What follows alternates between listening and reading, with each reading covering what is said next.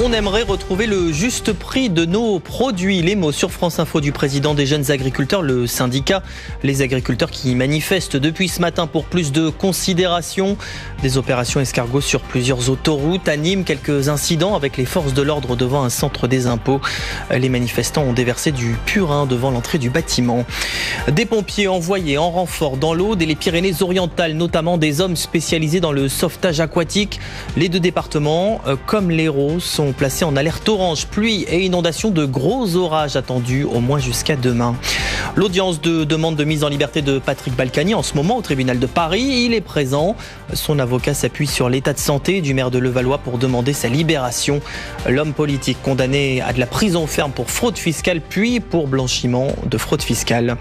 Le début des opérations de dépollution du site de l'usine Lubrizol à Rouen. 160 fûts endommagés vont être évacués.